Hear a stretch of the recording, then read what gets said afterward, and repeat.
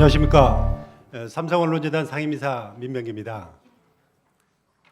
저희 삼성언론재단이 주관하고 한국기자협회 그리고 한국언론학회가 공동 주최하는 해외 강사 초청 행사에 참석해 주셔서 대단히 감사드립니다. 특히 오늘은 연말 행사도로 많이 바쁘실 텐데 와주셔서 다시 한번 진심으로 감사 말씀드립니다.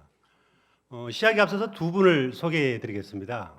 먼저 전체 진행을 맡아주실 이화여대 대학교 커뮤니케이션 미디어 학부의 박승희 교수님이십니다. 컬럼비아 대학에서 사회학을 전공하셨고 퍼듀 대학에서 언론학 박사를 하셨습니다. 기자로서도 오랫동안 활동을 하셨고 현재도 많은 칼럼을 기고하고 계십니다. 그리고 오늘 주제 발표를 해주실 분은 제레미 캐플린 교수입니다. 뉴욕시립대 교수로 계시고 프린스턴대를 졸업하셨습니다. 그리고 컬럼비아 대학에서 MBA 및 저널리즘 석사 학위를 하였고요. 타임 및 뉴스위크 기자를 역임했고 야후에서도 근무한 바 있습니다. 현재는 뉴욕시립대 뉴마크 저널리즘에서 저널리즘 스쿨에서 디지털 저널리즘 그리고 기사 쓰기 그리고 저널리즘 창업 등을 가르치고 있습니다. 그럼 제레미 캐플린 교수의 강연을 청해 듣도록 하겠습니다. It's a special pleasure and an honor to be here with you. This is my first time in Seoul, and I feel very privileged to be here. My wife, actually, Karen, was here several years ago on a trip for high school teachers, and has been teaching me a little bit about Korean culture. And we're both great admirers of Korean culture, and we're both continuing to learn more. And we're sharing with our daughter, Rebecca, who's enjoying some beautiful Korean arts. I want to thank the Samsung Press Foundation for the invitation to speak here and the opportunity to be here with you this evening. And thank you to the organizers for making this event possible. And thank you all for coming and joining us and sharing your time and attention with us on what I think is a very important topic. I want to take you back to a scene.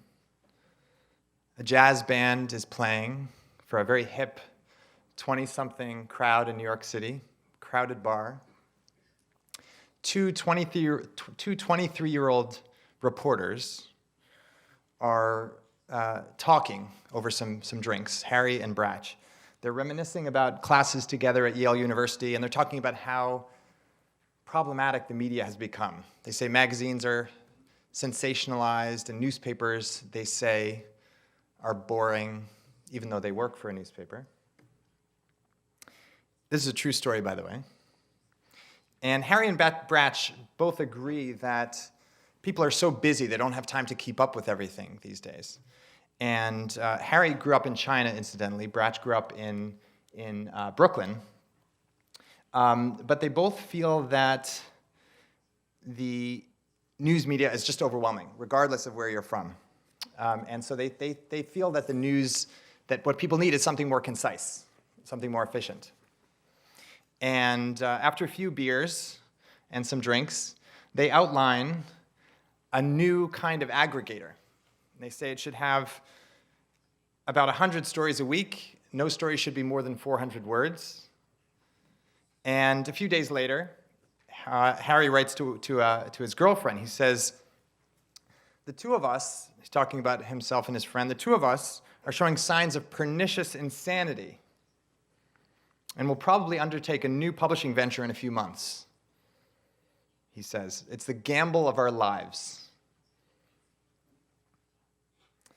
Harry and Bratch start calling some of their friends, telling them about this gamble, trying to raise $100,000 for this new thing that they're going to create. And as you might have guessed, they had some trouble. People were very skeptical of a new media venture. They said this is never going to work. This is a crazy notion. And what you might not guess, unless you know this story, is that this takes place not now or anytime recently, but back in 1921. And the Harry and Bratch that I'm speaking of were Henry Luce and Britton Haddon, who were about to publish the first issue of Time magazine, which at the time was a very strange kind of new media venture. And the idea was, much like many of the new ventures today, to take an overwhelming amount of news and information and make it digestible, make it interesting, make it resonate with today's news consumers, or the news consumers of that day. Fast forward about 85 years from that night in the bar, in 2006 now, and these two are dead by this point, and another meeting is happening at the magazine that they founded, and the journalists and editors are thinking about very much the same kind of question, which is how can we address these consumers in this changing time when everyone's overwhelmed with news and information? What can we do? What can we create? And I remember that particular meeting in 2006 because I was there, and we were trying to wrestle with what we were going to do. And what we didn't know at that point was what was ahead of us in 2006. And we had no idea of all the things that didn't yet exist. The Samsung Galaxy, the iPhone, any smartphone, Facebook newsfeed, Facebook like button, Spotify, Twitter, Instagram, Line, Vine, TikTok, all of these things did not yet exist. We had no idea what was coming. The future is very unpredictable when it comes to technology and media change, and we had no idea of any of that. What we did know, what we did have a sense of, was that people would want to listen to things. We had a sense that people would want to watch things. We had a sense that audio and video were going to be part of what was happening. But the notion of journalism products and product innovation was still a long way away. So fast forward from that time, in 2006, on to 2020, where we stand on the cusp of yet another shift, yet another set of new changes and technologies and challenges that we face. And as in that period, it's very hard to say what those new things will be, right? In 2006, again, remember, we had no idea about any of these things. And in 2020, we have no idea what kinds of things will replace these things. So we're looking at a lot of uncertainty. Anyone who claims to have certainty is probably missing things that we just can't know about. And what I'd like to make the case for tonight is that we are in the midst of the era of journalism innovation, of product innovation in journalism. And what I mean by that is new ways journalism organizations are gathering information, providing news to audiences, consumers, marketing what they do, and making money on what they do. It's really those four core things. For tonight, I'm focusing mainly on the question of new products and the creation of new products and services and new forms of journalism. And it's really the same challenge faced by Henry Luce and Britton Haddon a century ago, just in a slightly different context and a slightly updated time. And it's the same kind of challenge faced by news entrepreneurs in every era. The context is different, but the core challenge is the same. So I'd like to look at some specific examples of news innovation to give us a sense of how some people are doing this and how some solutions are working, and about some of the challenges that we're facing. I'd like to start at the New York Times, partly because I think it's a good organization that's doing good work, good quality traditional journalism, but in new ways. And partly because I know it well. I work next door to it in the center of Manhattan in Times Square. In recent years, the New York Times has done a lot of soul searching about how it can survive and thrive. It's not just about survival. It's not enough. We need to thrive, not just survive. And like many news organizations, the New York Times is facing declining advertising revenue and declining subscriptions. So they're not immune to the same challenges faced by news organizations here and in Europe and throughout the world. And they had to come up with a new way of addressing those challenges. And what I want to share with you is the journey that they made and how they managed to do that. They're still in the midst of the journey, but there's been quite a lot of progress and quite a lot of success in business terms and in journalism terms. So they did a lot more than create a flexible paywall. A flexible paywall was very innovative at the time, and that was very experimental and very risky, by the way. There were a lot of debates within the Times about that. A lot of people disagreed with their decision to do so. But what I want to talk about is not the paywall, but actually the new products that they've created. Because I think in the long run, the paywall is less significant than the product innovation. They focused on a few different areas, apps, events, newsletters, podcasts, and more. And I'm just going to highlight a few things, specific things that they did. They created a cooking app. So they took some of the properties of the New York Times that were very popular but weren't monetized. So they've always had recipes in the New York Times. They've always had games and crossword puzzles. They've often had great storytelling, but it hadn't been done in these formats, in these ways. So the cooking team, which, by the way, consists of an interdisciplinary group, and this is something I'd like to emphasize, is innovation in many different companies, but in journalism as well, needs to come from interdisciplinary, diverse teams. If you get a bunch of people who have all done the same thing in their experiences in the same realm, they're going to think in the same ways in many cases. If you get a diverse team that includes a reporter, a business person, a designer, a developer, you start to get some creative thinking about new kinds of products, new kinds of solutions. Technology companies, innovative companies in retail and other areas have traditionally done this as well and found success with it. And in journalism, we're now starting to do that. So these are the 5 kinds of people that are on a typical New York Times product team. By the way, this is true now at the Washington Post and many other innovative news organizations as well. So the cooking team, for example, which created this product in the end, basically said, what can we do? What can we create with all this material we have in our archive and the recipes that we produce and the cooking coverage that we produce? And they basically took it as an experimental process. I think product innovation in journalism has a lot in common with scientific experimentation.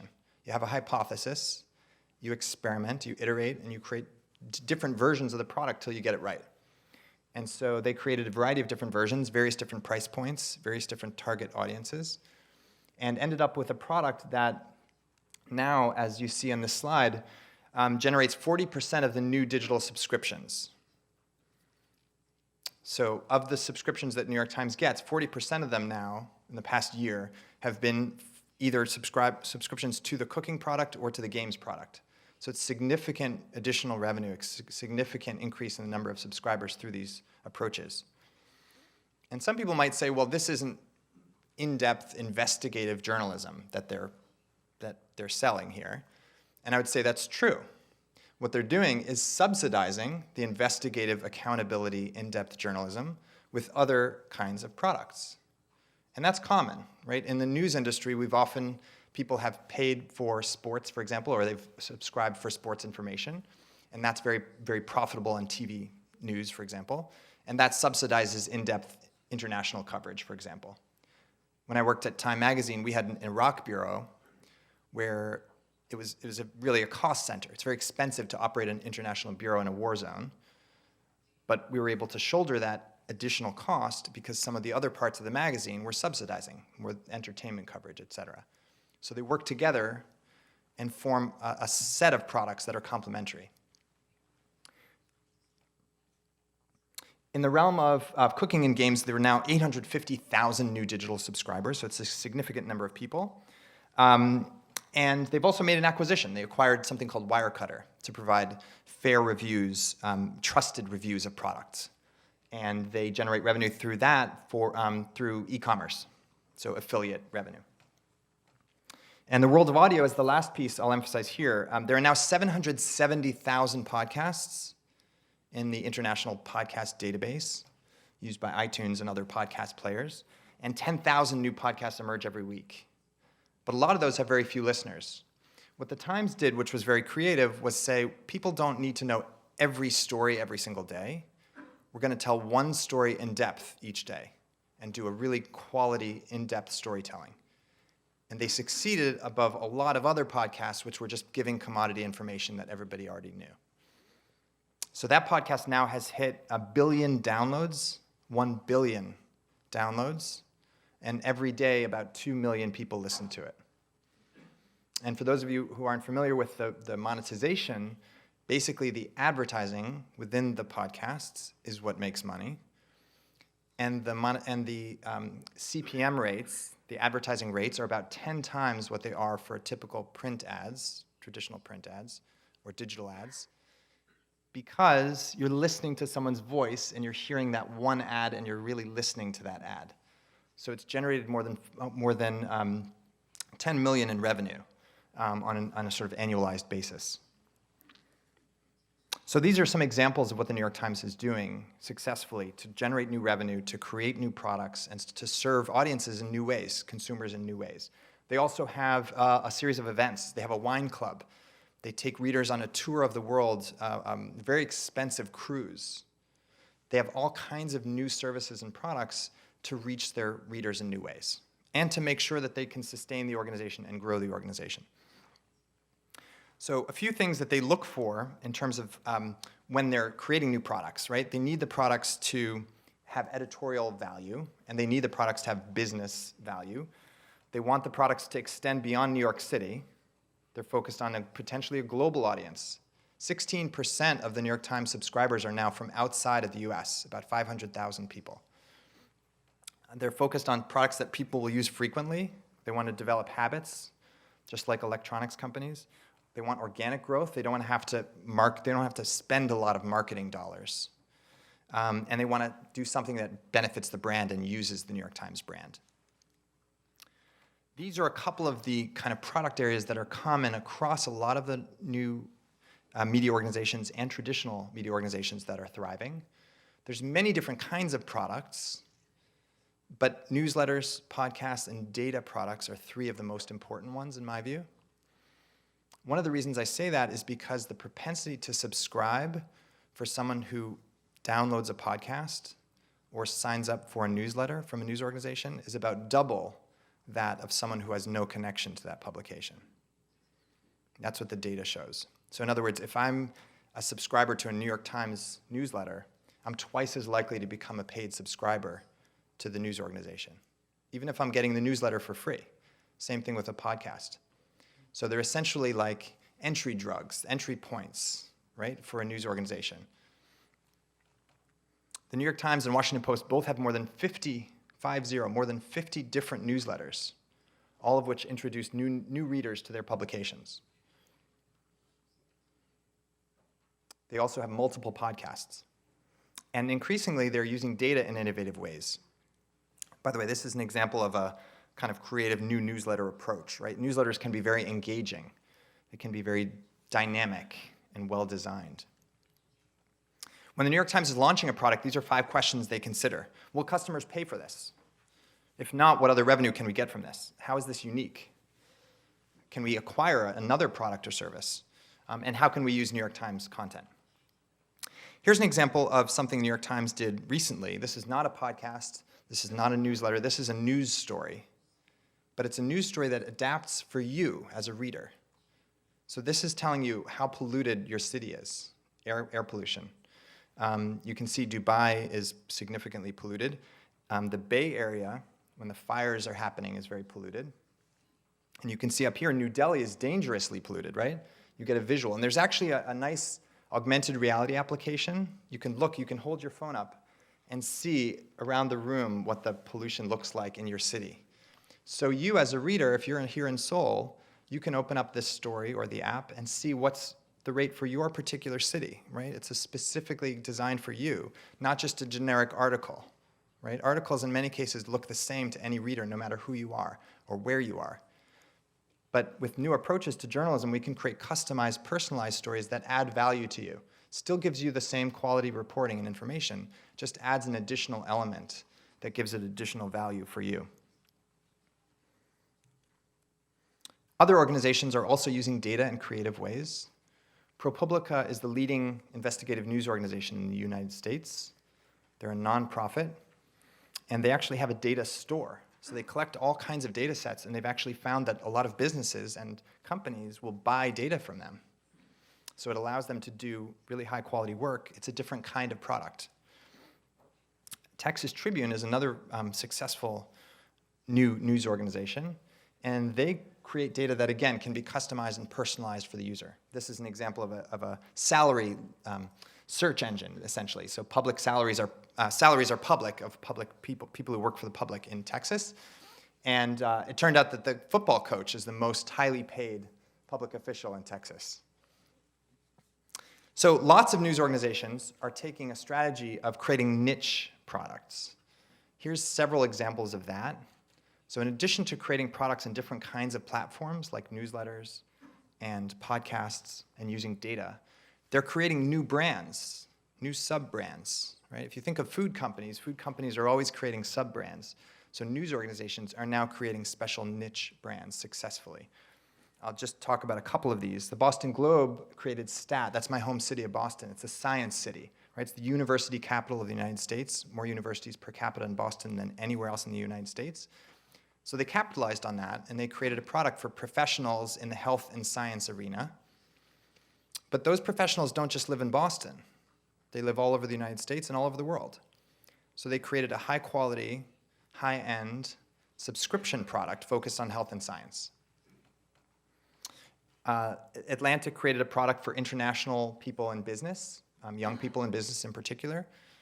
The WBUR, which is a Boston radio station, collaborated with the New York Times to create a podcast about love stories based on a column the New York Times has called Modern Love, which is now actually made into an Amazon Prime TV show with Anne Hathaway, Dev Patel, and various other actors. So that's a whole nother revenue stream for WBUR and for the New York Times, is creating video. In fact, the New York Times has 3 video shows, 2 on Netflix and 1 on Amazon Prime. One's called Diagnosis, about science mysteries. Another is actually from the Daily, from the podcast, they created a weekly TV show. So another new revenue stream for them. I want to move on to another area of interesting innovation and experimentation. It's in the realm of interactivity. And when I was a boy growing up in Boston, I used to love classical music, basketball, and these books. They were called Choose Your Own Adventure. I don't know if anyone's familiar with that. You'd say, on page 20, you'd say, if you want this character to build their own robot, turn to page 20. If they decide to run away and hide, turn to page 30, etc. You customize the story. I felt like I was helping create the story, and once I played along, I ended up with a story that belonged to me, right? It's interactive kind of storytelling. Last year, Netflix played with this concept with a show called Bandersnatch. I don't know if anyone's familiar with it. It's a choose your own adventure, right? You affect the direction of the story. And news organizations are now starting to experiment with this as well. So here's an example. This is from a company called Echo, E-K-O. And they've worked with BuzzFeed and other news organizations to create interactive cooking videos and other genres as well. So you can see here, you choose, right, what you want the recipe to be like, right? So it's not just a generic piece of content. It's content that's personalized for you based on your choices. So you can choose the sauce, the protein, the spices, etc. And once you customize it, you can watch a customized video. You can see the ingredients and even order it online. They've earned an investment from Walmart of $250 million, and they have 15 different patents. So they're taking a technological approach, but the core idea is to provide you with a custom experience.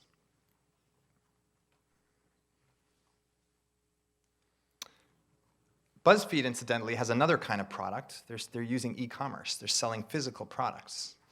So they found that millions of people trust BuzzFeed and read BuzzFeed, so they actually sell various different kinds of products to that audience, and it's become quite a profitable arena for them.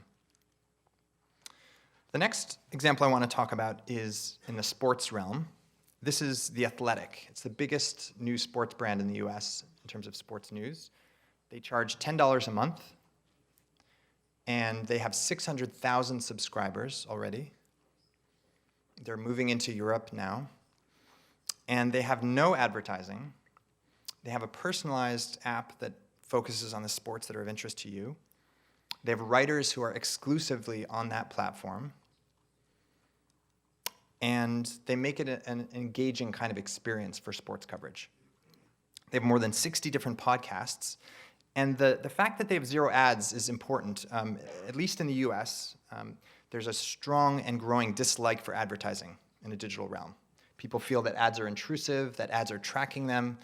In a global survey, Global Web Index survey, 47% of internet users across the globe said they've used an ad blocker.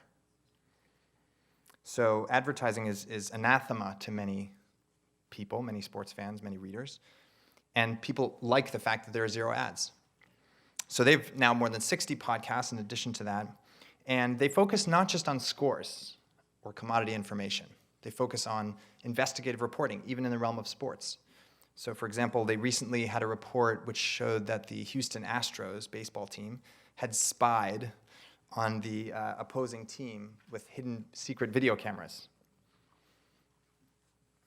So that's a trend globally as well. Niche sports sites that are doing things in new ways. There's a German soccer site focused on a number of different individual teams, multiple sites. There's a site in the US that focuses just on hockey fights, right? Very, very narrow niche products for niche consumers, niche audiences. I want to move to France for the next example. In a world overwhelmingly filled with distractions, journalism needs to grab people by the shoulders, seize their attention, and hold on tight. One of the strongest new approaches in France comes from Le Jour, the days. The news organization picks obsessions or long-term important topics and creates serialized stories that unfold over a long period of time. Like TV episodes that have cliffhanger episodes that are so suspenseful you can't wait to find out what happens next. We take subjects, we grasp them, and we never let them go, says the president of Le Jour, Isabelle Robert. When they cover a story, they stick to it for months. We were there yesterday, we're there today, and we'll be there tomorrow, she says, even when other news media have moved on. A lot of news culture has become hit and run. They stay with the story over a long period of time. In fact, they've focused on 117 stories, 117 obsessions, and they cover a range of different kinds of topics. One of them focused on a French media mogul, how he took over a major TV channel, has 134 episodes. By comparison, Game of Thrones had, I think, 73 different episodes. So they really stick to a story over a long period of time and get in depth. One of the stories was about jihadists returning to France. It was turned into a best-selling book, and even a feature film was based on it. So additional revenue opportunities coming from in-depth coverage. Every story, by the way, Le Jour publishes has a list of characters and even a song playlist. So you can listen to music that suits the story you're reading about. It's creative thinking about how to serve customers in creative new ways with quality journalism. The journalism is still quality work. Le Jour focuses on storytelling that delves into complex issues that people care about. Here's their equation. Relevant information plus powerful storytelling equals a recipe for compelling journalism. They've succeeded in holding people's attention. The site has no ads and charges €9 per month. 95% of their subscribers renew. Most of the readers are under 35, so they're reaching new audiences. And readers actually can even invest in the company for as little as €200. So far, they've acquired about 8% of the company. They've also extended storytelling into the real world. They have published 7 books, but they also have events at a local bar near their offices. So they're meeting the community and taking part in their audience connection.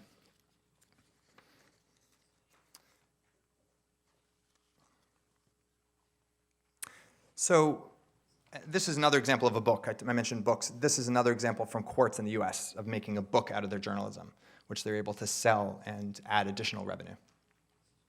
I want to move to India for the next example. And this is a completely different kind of market. In remote regions in central India, which you see here depicted in this film, few newspapers exist, and local TV is virtually non-existent. CGNet Swara is an innovative news service that serves rural news consumers by collecting news reports through a central phone number that people can call or text. Local editors fact-check, edit, and publish the submissions. People in the community can access the news in various different ways, mainly through their phones. Devansh Mehta, who I spoke with recently when he was in New York, he said that about 35% of what they publish is about problems in the local area, like a broken water pump, for example. And they've collected, since they began a few years ago, they've collected 10 million phone numbers. And they're able to then follow up with people, ask them additional questions, gather additional information for them, and they've built a very strong network of contributors and readers. 610 million people in India have smartphones, a number that's expected to double by 2024. But hundreds of millions do not have smartphones. They have much more limited phones, and that's why CMG has designed and implemented an entirely low-tech, low-data way to address the vast population of locals who don't read newspapers and don't have access to TV. So in different contexts, journalism innovators come up with very different kinds of solutions. So who are the people that create these products? I want to tell you about one of them, named Erin Zlomek. She happens to work in New York City. She has an MBA. She's a reporter, but she's also a business person. She's a product manager. She's one of a new generation of people at the intersection of the editorial side and the business side. And I want to suggest to you that what we need in journalism, for journalism to thrive, is a new generation of leaders who work at the intersection of the editorial and business sides. I want to be clear that I don't mean to say that there's no division between what happens in the business side and what happens on the editorial side. But we need people who can see both and understand both, and take into consideration ethical issues, as well as business issues and journalistic issues. Erin's job title didn't exist 10 years ago. There were no product managers, as far as I know, in journalism a decade ago. Now it's the fastest growing job, at least in the US, in journalism circles. At Bloomberg, they have 2,700 reporters who push out about 5,000 stories every day. It gets syndicated to about 440 publications around the world. But they need new products. They need new areas of coverage. They need new systems to create innovation within the company. So Erin's job and other product managers have essentially three jobs, three parts to their job. First is to identify problems and opportunities, both in how information is gathered and how it's distributed to people. Second is to propose specific solutions and new kinds of products and services.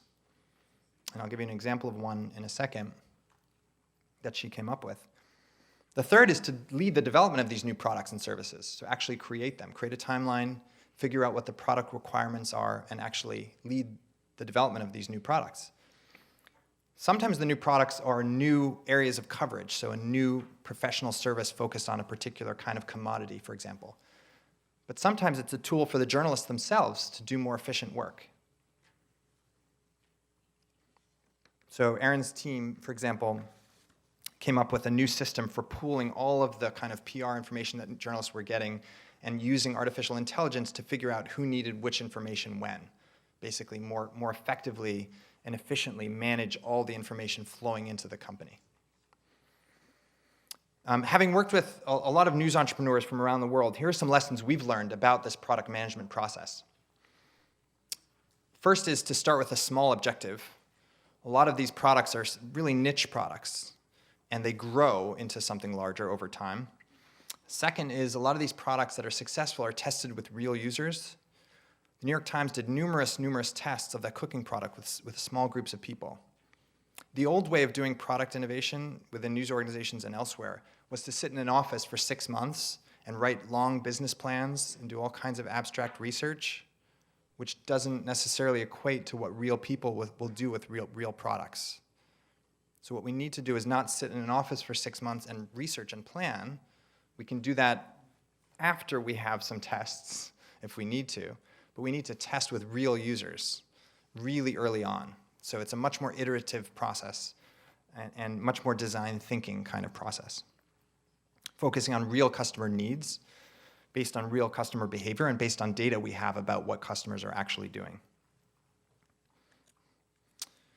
So I want to bring us back to the era of Henry Luce and Harry Bratch for a few minutes before we wrap up. And I want you to imagine they're standing back here in this lovely room in Seoul. They're standing in the back of the room. Maybe it's their ghosts of Henry Luce and Bratch Haddon. And I want you to try to imagine what their impressions might be of what's happening today in this moment in our media history.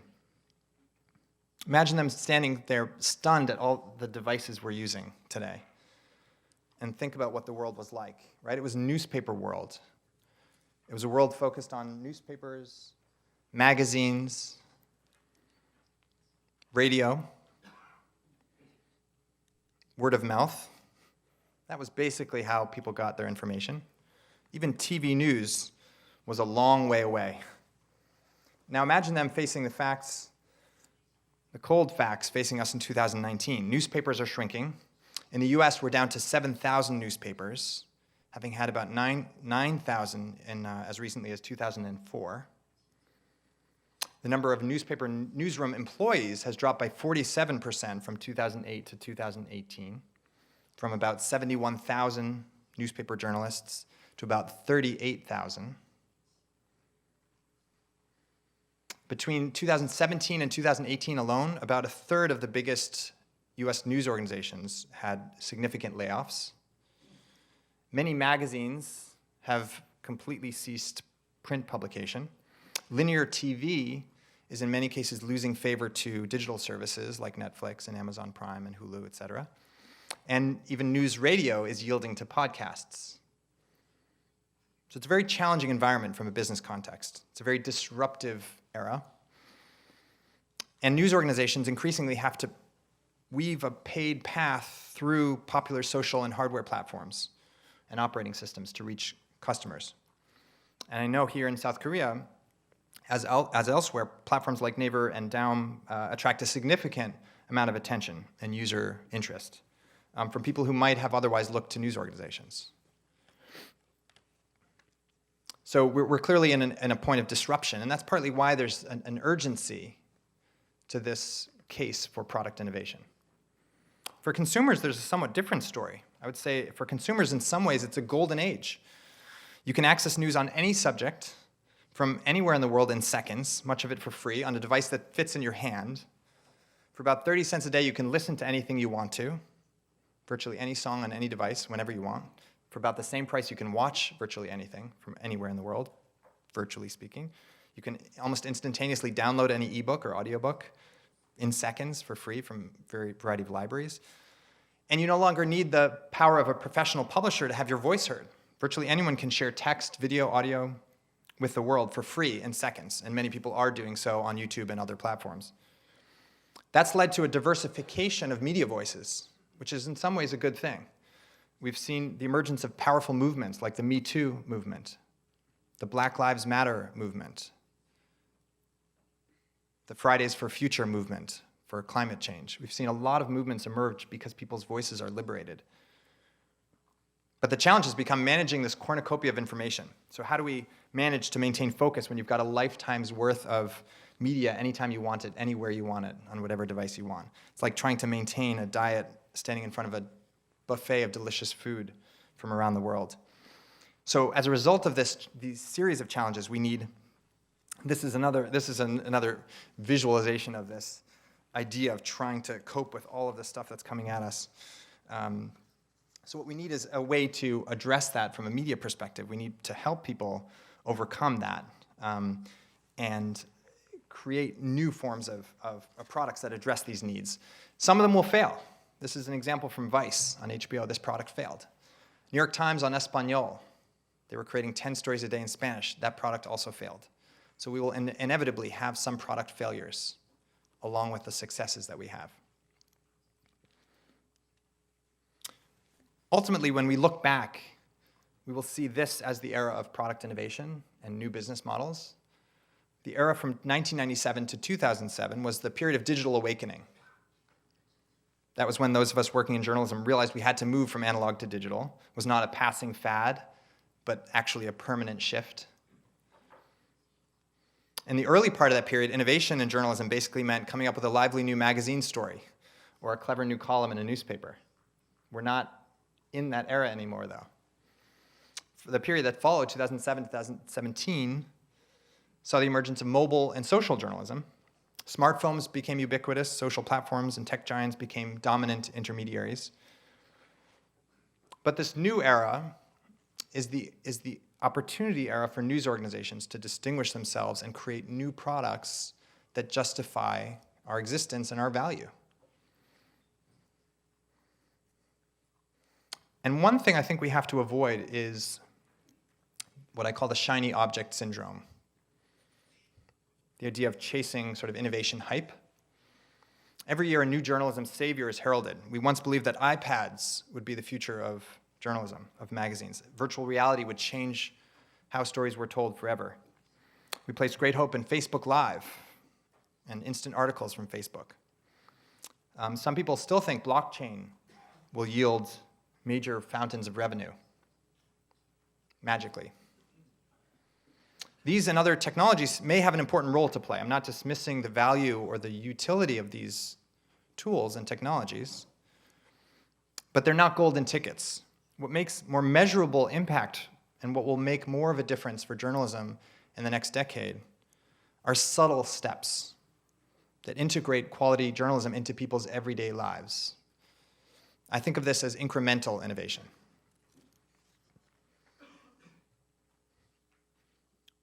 It's innovation that's practical and subtle, not flashy, not sexy, not really made of too many buzzwords.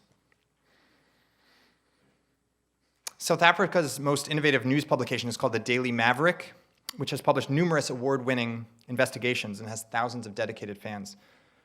What I've learned is that innovation is not bells and whistles and tricks, says the associate editor.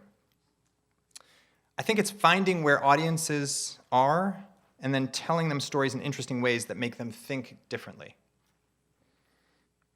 So what's next for products? I think we have to focus on these kind of core questions. Is this new product we're dreaming up desirable? People want it? Is it feasible? Can we do it? Is it viable? Is there potential revenue here? And is it compatible with what else we do and with our ethical and moral values? We have to look ahead and see what the opportunities are in terms of meeting consumer behavior where it is and how people are living and who people are. There are a lot of customers we've never served or we've underserved because we've aimed at a majority population in many cases. There are new technologies that are interesting. This is a volumetric display. There are new kinds of approaches to telling stories. This is using messaging for interactive storytelling. But I think the big changes will come from in a few areas. One actually I think that'll be interesting is international collaborations. I think translation will be a significant factor in the coming decade. We'll see tech advances in AI translation. It'll make it increasingly easier and faster and cheaper to deliver high-quality, virtually instantaneous translations of any content. And that will lead people to consume content from other countries. We've had artificial international barriers to some extent. YouTube, Netflix, Spotify, these kind of platforms have normalized the consumption of international media. We've grown accustomed to listening to music from across the world and watching international TV shows and YouTube videos. In New York, people love watching Korean films, for example, or films from around the world. This is one example. In Estonia, Danish dramas are hits. Even as political boundaries harden, cultural boundaries are beginning to wither. And I think that will impact journalism.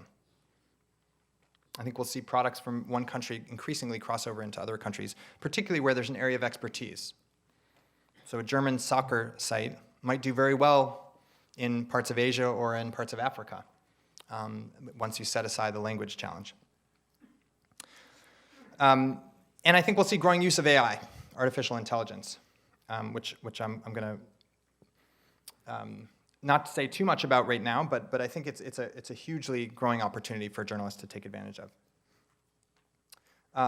I think we need a new generation of journalists, as I said earlier, who have a new generation of skills. I think these are some of the core skills and core areas that journalists need to focus on in the coming years.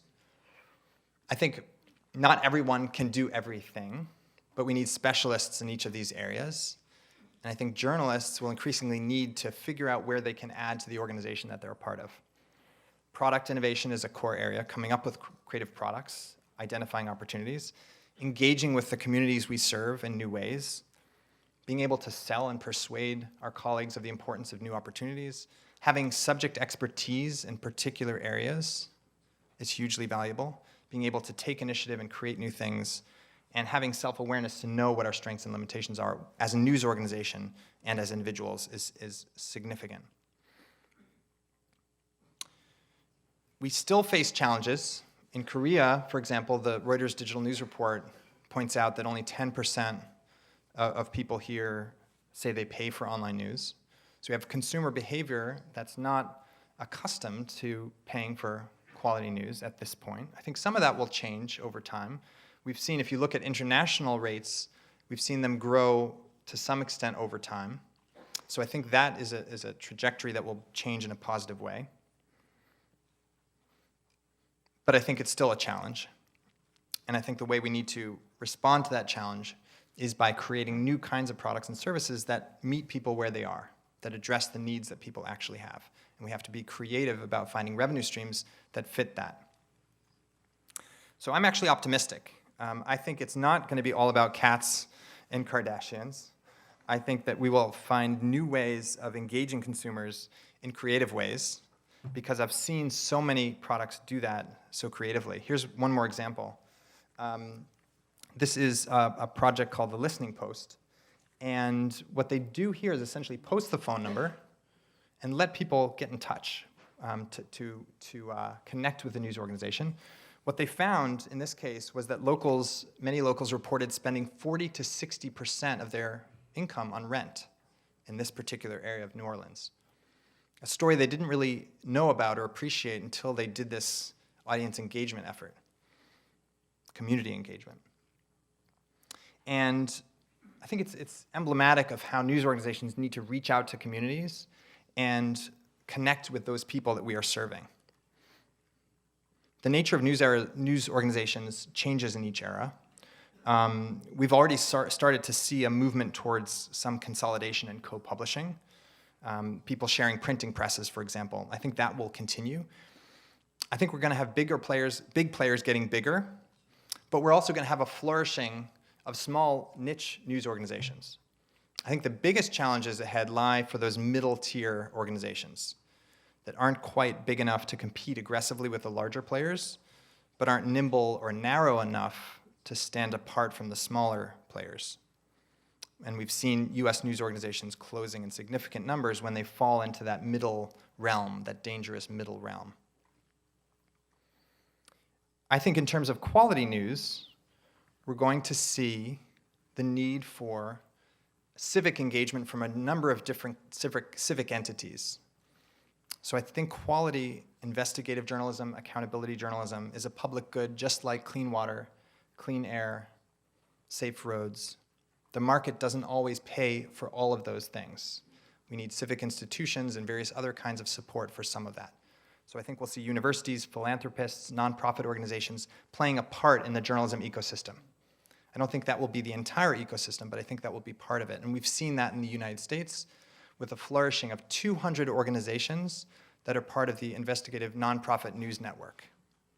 So many of these organizations are generating philanthropic support, just like orchestras do, just like dance companies do, just like museums do, because they're doing quality work that is at the core of our democracies, our cultures, our societies. And in some cases, that can be commercially viable, but in other cases, we need some philanthropic and other kinds of civic support.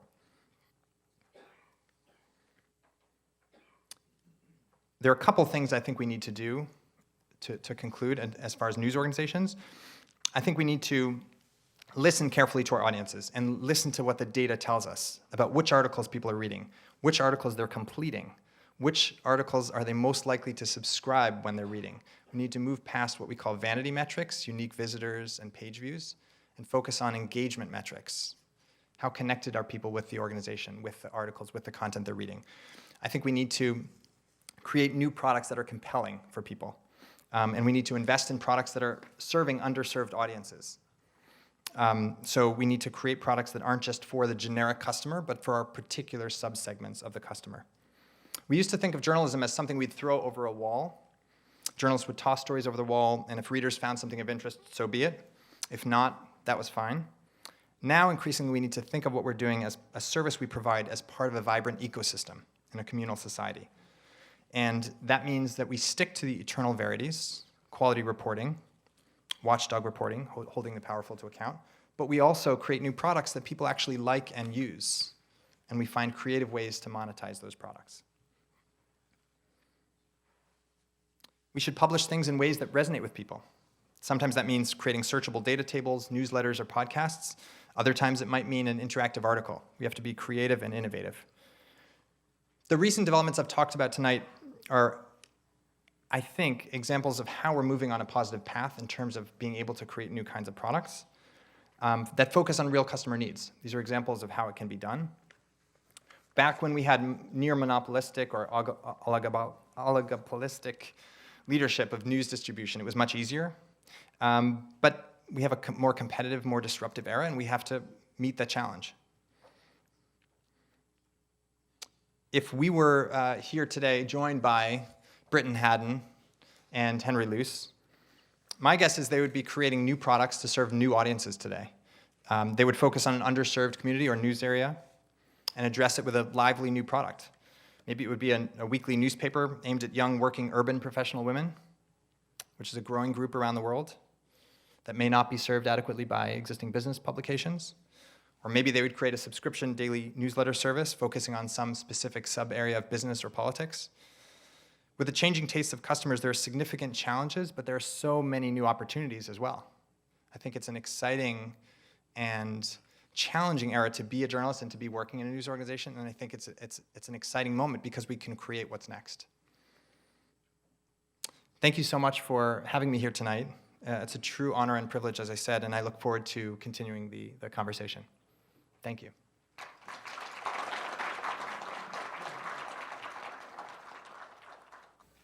안녕하세요. 반갑습니다. 오늘 진행을 맡은 이화여대 박성입니다. 근대 저널리즘이 탄생한 곳으로 17세기 영국의 커피 하우스를 꼽습니다. 아마 학교에서 배우신 분들도 있을 것 같습니다. 아시다시피 영국에선 커피가 나지 않습니다. 커피 산지는 이디오피아죠. 이디오피아에서 난 커피가 장거리 무역을 통해서 터키를 통해서 유럽으로 들어오고 그게 다시 영국으로 이제 들어온 후에 17, 18세기 영국에는 커피 하우스라는 것이 굉장히 성업을 하게 됩니다. 근데 커피 하우스는 큰 건물에 이제 1층에 주로 자리를 하면서 아무나 들어올 수 있는 오픈된 그런 장소였다고 합니다. 계층에 관계없이 누구나 평등하게 들어올 수 있는. 거기 들어가면 뭐 돈이 되는 각종 정보, 선박 정보, 무역 정보들도 있고 그 사회에 돌아다니는 각종 뉴스와 루머들도 거기서 수집을 할 수가 있었고 교환이 가능했습니다. 또 많은 배운 분들, 돈을 많이 버신 분들은 또 정치적인 토론의 장으로서 많이 활용을 했다고 합니다. 근데 거기서 이제 이름이 커피 하우스니까 이국적인 음료인 커피를 마시면서 커피만 마신 것이 아니라 술도 마시면서 아주 왁자지껄하게 많은 토론이 장이 이루어졌다고 합니다. 이제 제가 오늘 좀 장황하게 이런 말씀을 드리는 이유는 오늘 카플란 교수님 발표를 들으면서 저널리즘과 술집이 이렇게 밀접한 관계라는 것을 제가 다시 한번 확인했다는 것입니다. 저는 100년 전에 우리가 잘 아는 타임지가 뉴욕의 한 바에서 잉태됐는지를 이번 기회에 처음 알았어요. 그리고 아까 말씀하신 그 프랑스의 사례도 파리의 바에서 시작이 됐다고 말씀하셨거든요. 자, 근데 이제 100년 전 이야기로 시작은 하셨지만 오늘 주제는 사실 저널리즘 분야에서 가장 미래지향적인 그런 주제가 아닐까 생각합니다. 저널리즘과 벤처와의 만남인데요. 그러니까 벤처하면 우리가 실리콘밸리에 있어야 될 것으로 생각이 되는데 그 벤처가 어떻게 저널리즘과 만나서 서로 화합하고 서로 어떤 시너지를 낼 수 있는지 그런 부분에 대해서 너무 재밌는 흥미로운 말씀을 많이 해주셨고 또 좋은 말씀을 많이 나눌 수 있을 것 같아서 기대가 되고 있습니다. 그래서 저널리즘의 미래 비전을 오늘 우리에게 제시해 주신 카플란 교수님을 좀 길었지만 인트로덕션이 다시 한번 박수로 맞아주시면 감사하겠습니다. Thank you very much for your wonderful speech, a wonderful presentation with nice slides, and with your forecasting a ray of sunshine upon a much troubled, journalism industry nowadays. With your, I would say, evidence-based optimism. I'm very looking forward to our talk tonight, and I think I believe the audience will feel the same way as well. So, entrepreneurial journalism is kind of new to us. So, could you start by explaining what that constitutes? Sure. Yeah, it's a bit of a made-up word that we created to basically explain that we wanted to do something different, disruptive. Journalism has to change, just like every field has to change. And entrepreneurial journalism is about gathering information and distributing it in creative new ways and monetizing it, making money on it in new ways, sustaining our industry in new ways. The industry cannot remain the same as economic forces and technological forces and social and political forces change. We have to change rapidly. There's an urgency to the change, and so we are trying to help nudge the industry along and help think about how the industry can succeed by developing this new field of entrepreneurial journalism. So that the journalism could survive and thrive, right? Exactly. Exactly. 지금 간단하게 설명을 해주셨는데요. 사실은 그 혁신 저널리즘을 아주 선도하고 계시는 개척자라고 저는 소개를 해드리고 싶습니다.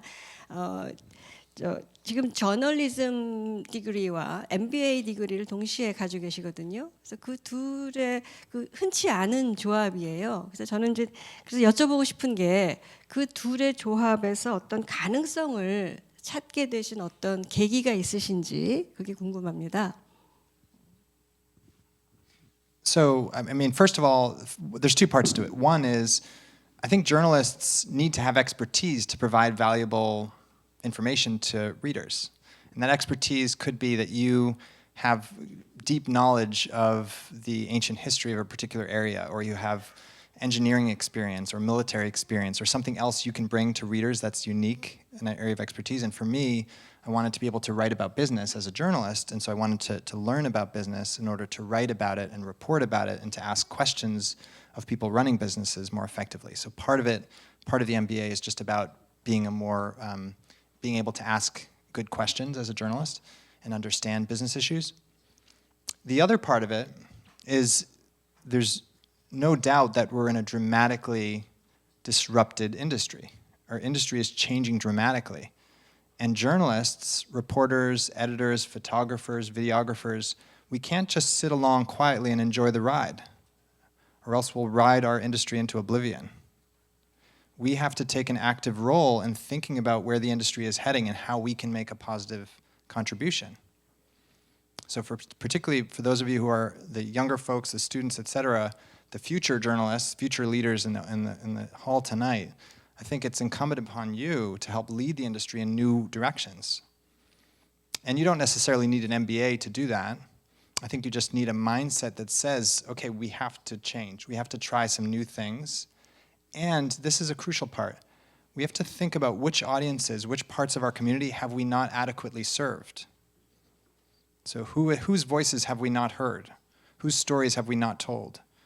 Which products have we not yet created that people would actually find really valuable? Thank you. 캐플란 교수님께서는 되게 저널리즘 스쿨을 졸업하고 기자가 되는 사람이 많은데 그 전에 대학을 졸업하시고 기자로 한 10년? 10 years? Did you work as a journalist? 일을 하시고 그다음 mid-career journalist로 저널리즘 스쿨에 들어가셨어요. 그래서 아마 현장에서 취재를 하시면서 느꼈던 어떤 한계나 아니면 이 인더스트리가 어떻게 발전할까에 대한 그런 문제의식 같은 게 현장에서 취재를 하면서 더 많이 생기신 게 아닌가. 그래서 그 듀얼 디그리를 하신 게 아닌가 저는 그런 생각을 했습니다.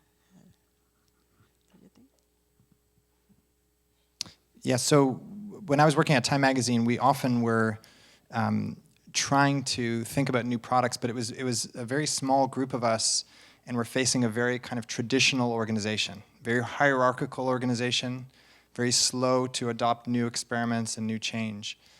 And I think that's why we've seen many news organizations fail to adapt quickly enough. They don't have enough people who are empowered to try new things, to experiment with new things. In many cases, many of the organizations are still very hierarchical, very traditional, very slow to experiment. They're afraid to release products that might not be perfect. And I think one of the things, to go back to the New York Times, one of the things I think the New York Times has done right is they've failed multiple times. There was a New York Today app that they created. It was the first big mobile app. It failed. They created a VR application that they sent out 1 million cardboard headsets. You know, remember the cardboard, Google Cardboard? It was a big failure.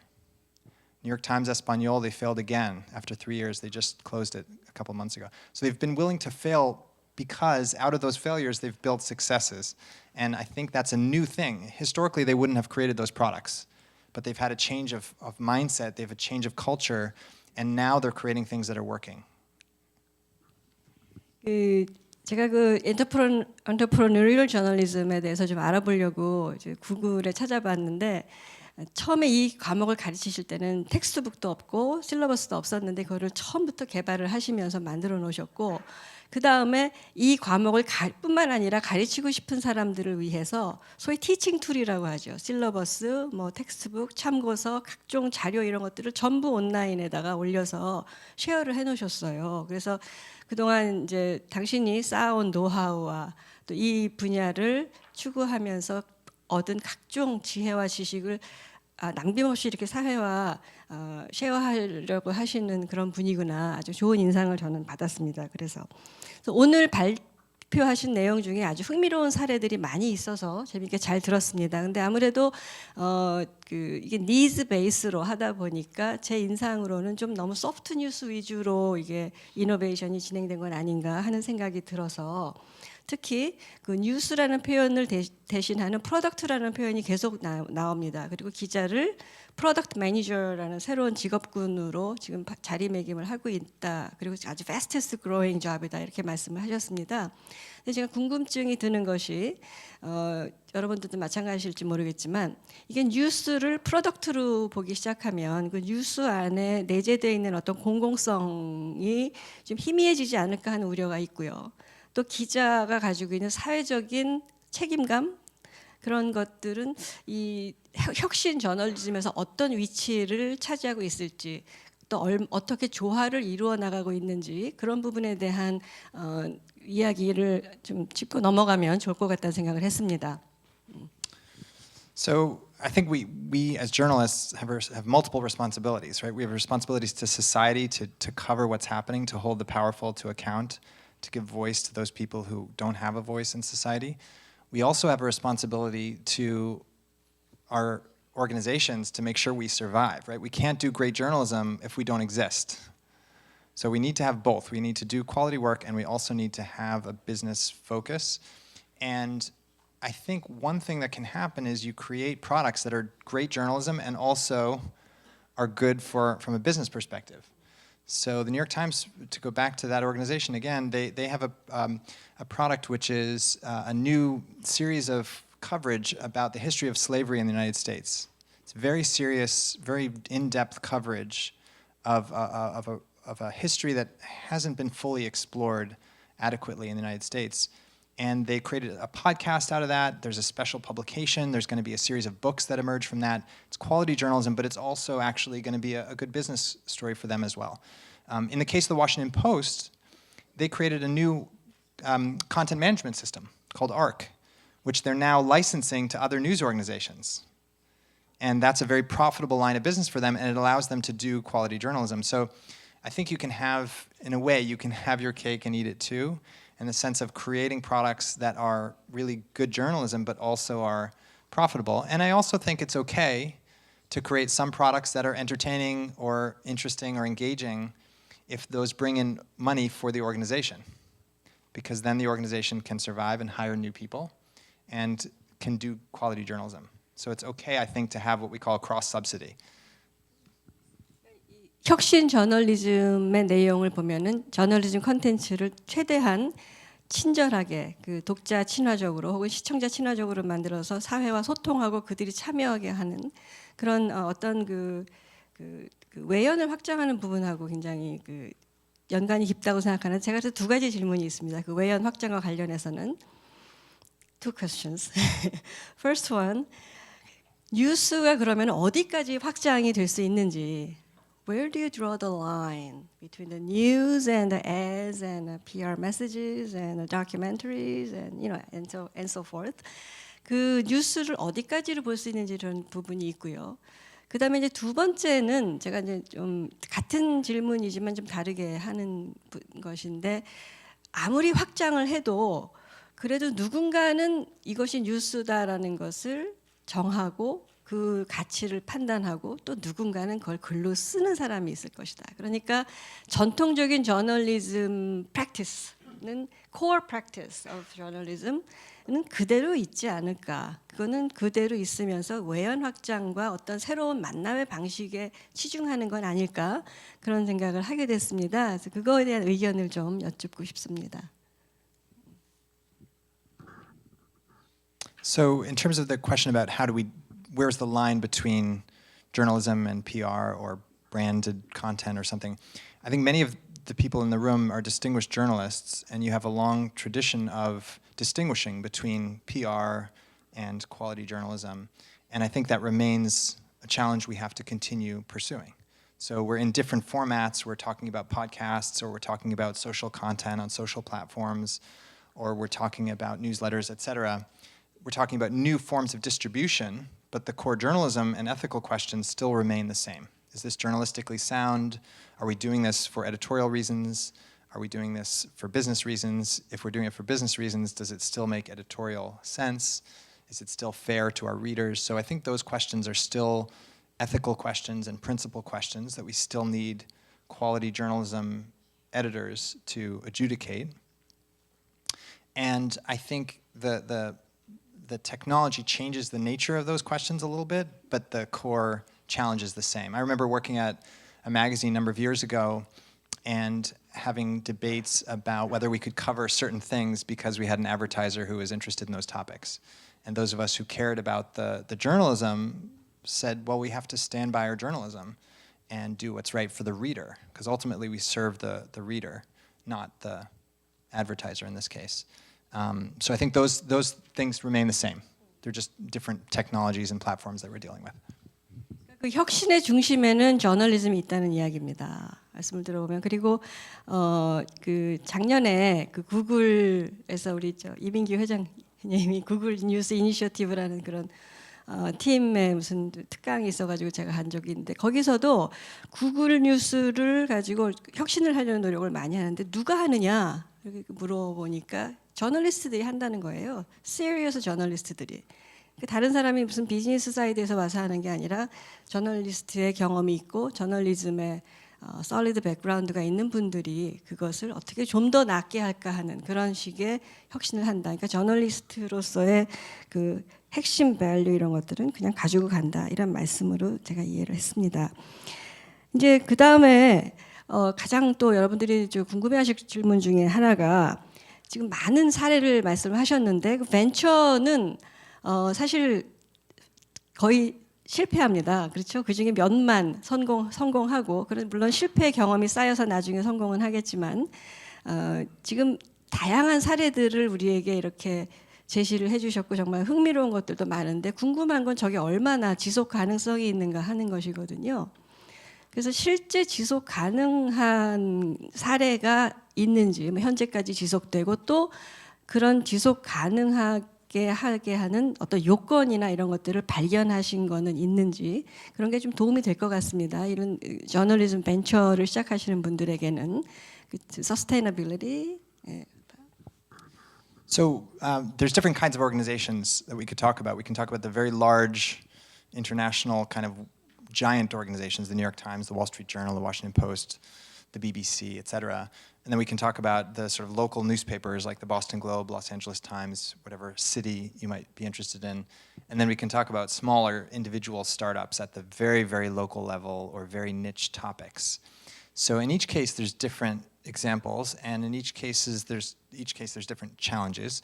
What we can say is from the major news organizations like the New York Times, the Washington Post, they've really turned a corner. So there was a period where they were taking major international loans. There was unclear whether they were really going to survive in the long run, to a point where they're growing. They're actually hiring a lot of people. The Washington Post recently hired 50 new people. The Wall Street Journal just a couple months ago posted 25 new job openings. The New York Times has hired a lot of people as well in recent times. So there's a lot of hiring. That's typically an indication that there's growth. The revenue for the New York Times is public, and that's been growing. It's been moving away from advertising and more towards subscription revenue and other product lines. But the signs are positive for those big organizations. And that's limited to a kind of a 1% tier, though, of the news ecosystem, because there's still many, many other news organizations that are suffering and struggling. And part of that is because they don't have the bandwidth. They don't have the technology expertise. They don't have the people in these different areas that I mentioned earlier. They don't have product managers. They don't have negotiating power and negotiating with Facebook and Google and other platforms. So they're in a difficult position. And they are, in many cases, really struggling. But there also are exceptions. That's where you come in, right? To teach them how to succeed. We try. I mean, we don't have the answers, right? We just have the questions. The questions are what's important. And the experiments are what's important. There's no way that anyone coming in to the outside, from the outside, can say this is what you need to do, right? If anyone says that, they probably don't know your organization well enough. What we can do is say, have you asked this question? Have you looked at this data? Have you talked to these people who are actually using the product, or those people who are not using your product? And why aren't they using your product, right? So those are the kinds of questions we can expose people to or nudge them to think about. And sometimes we can nudge people to take an idea that they've been pondering and just bring it out, right? Just actually do it, just run that experiment. And sometimes that leads to some interesting new intelligence for the organization. 아까 그 플랫폼 사업자 말씀을 하셨습니다. 그리고 우리나라에서도 뉴스 애그리게이터라고 하는 네이버 같은 그런 커다란 포털 회사가 뉴스를 디스트리뷰트하는 이런 현상이 굉장히 좀 심각한 문제이죠. 뉴스의 어떤 그 수익을 창출한다는 차원에서 근데 아직도 해결이 안 되고 있습니다. 많은 사람이 뭐 다양한 아이디어를 내고 있는데 우리나라에서도 이게 이제 뭐 법제화도 안 되고 있으면서 하여튼 해결이 안 되고 있습니다. 혹시 그런 문제와 관련해서 좀 성공한 사례라든지 뉴스 레버뉴를 좀 그런 쪽에서 해결한 그런 사례가 있는지 궁금합니다. I think the key is to create something that can't be aggregated. So if you have a wonderful podcast that tells a story, I'll give you an example. There's a podcast called Last Scene from WBUR in Boston. It's a great podcast about the biggest art theft in American history. So in the middle of the night, one night when I was a kid in Boston, thieves snuck into the Gardner Museum, which is a beautiful old art museum, and stole some of the most precious art that existed in the United States. 30 years later, no one has any idea what happened, who did it, where the art is. These are precious works of art that have never been found. They're hidden somewhere. No one knows where. So they told a dramatic podcast story over a number of episodes about that in collaboration with the Boston Globe and the radio station. Millions of people listened to this, were fascinated by the story. No aggregator can take that. They can summarize something about it, but no aggregator can take the storytelling. And so that's a product that is unique for that organization. And many news organizations have really unique voices, columnists, people who have opinions, people who have expertise, analysis. That cannot be aggregated. So we need products that are distinct and unique. If we create commodity products, if we're just offering commodity news about something that happened yesterday, or the weather, or a sports score, or a business transaction, if we're creating commodity news, we should expect to be aggregated, because that's just commodity information. What we should create instead is something unique, something valuable, something useful for people. So we should have never been part of the aggregator, right? You should avoid. Well, I think if the aggregator gets us new voices, new exposure, so if new people come in to our funnel, we use the term the funnel, right? You need 1 million people, right, coming in that are new to the organization if you want to end up with 10,000 customers, right? Because 10% of those 1 million people will view a little bit more, 100,000, right? And then 10% of those will actually end up transacting in some way, right? So what that means is you need new people coming in, and sometimes they come in through an aggregator. And they say, oh, I've never heard of this publication. I've never tried it. What else do they have, right? And then they find something interesting that you do that no one else does. You have a great column. You have a great subject. You have great investigative reporting. You have a wonderful podcast. You have a great newsletter. You have a cool AR application. Whatever you do that's unique to you, that you can do really well, that is what's going to, in the long run, add value. And the aggregator can be useful as a tool, right? Use the aggregator as a tool to introduce new audiences. 알겠습니다. 처음부터 이용을 잘못했네요, 우리가. 네. 저도 하고 싶은 질문이 많은데 제가 이 질문을 마지막으로 해서 제가 마이크를 오디언스에게 넘기겠습니다. 미래 저널리스트가 그러면은 앞으로 어떤 마인드셋을 갖고 어떤 기술을 개발하면서 이 새로운 환경에 적응해야 될지 그 질문을 제가 마지막으로 드리겠습니다. A learning mindset, a flexible mindset, the assumption that there's a lot that we do not know about a lot of things, about our customers. What time of day do they read our publication? Where are they? What device are they using? How long are they reading? Are they listening to other things? Are they watching other things? What are they doing when they get home from work? What are they doing on their way to work? We have to understand why they're looking for information. How does the information fit into their lives? What kind of stories do they love reading or listening to or watching? Who do they share information with? Why do they share information? We need to know as much as we can to understand the customers, and then we can provide them something that fits into their lives. If we also are working in a technological realm, right, where we're dealing with social platforms, we have to understand how those platforms work. What are the incentives that they have? How can we take best advantage of each and every platform to do its own thing? The Washington Post is experimenting on TikTok this year. The Washington Post is experimenting on Twitch this year, which is live video stream and commenting. They don't know exactly what it's for, and some of it hasn't worked. That's fine. They're learning about the platform and seeing what might be useful to them. So we have to have that learning mindset, that questioning mindset, that wondering mindset, and that willingness to run experiments. I think we also have to have a cross-specialty kind of collaboration that we do more of in news organizations. So we have to bring in people with different viewpoints, people maybe who weren't journalists, people who have expertise in architecture or law or business or science, particularly fields like science, where core expertise is so important. We have to bring in outside voices more often, get them to help us question what we do. Why do we run our science coverage this way? What could we do differently? So I think that's the kind of mindset we need a mindset that questions a lot of what we do. Journalism in 2020, if you pick up a newspaper in many places, looks a lot like the newspaper you would have seen in 1975 or in 1950. And I'm not sure that's the right thing, right? In some cases, we should be doing things quite differently, and we're doing them because we've been doing them. If we have a reason for doing them, that's one thing. But if we're doing them just because we've always written articles of that length, that's not a good enough reason. We should be intentional about making choices and choose things that resonate with the consumers that we're dealing with today. 감사합니다. 다른 생각을 하는 열린 마음을 가진 그런 저널리스트가 필요하다고 합니다. 질문이 많으시죠?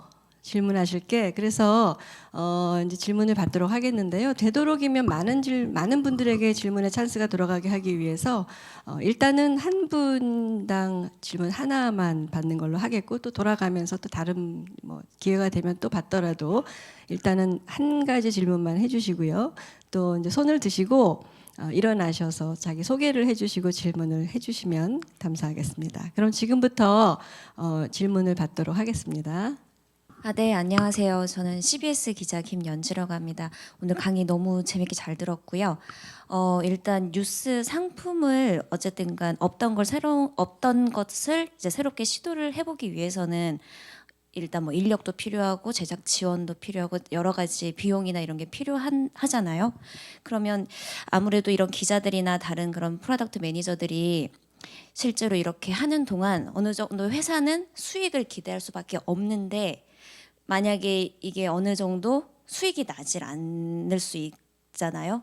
그럼 그럴 때 그럼 이제 경영 쪽에서 너네 이제 그만해라고 했을 때 우리들은 당연히 더 시간을 주십시오라고 얘기를 해야 되는데 그럼 얼마나 더 이런 새로운 모델을 시험할 수 있는 그런 기간이 얼마라고 생각을 하시는지 궁금하고 한 가지 더 있는데 하면 안 되겠죠?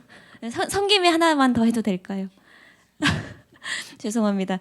그리고 아까 그 유료화 문제, 유료화에서도 대해서도 언급을 해주셨는데 언론사들이 이렇게 과감히 시도를 하지 못한 이유가 저는 두 가지 있다고 생각을 합니다.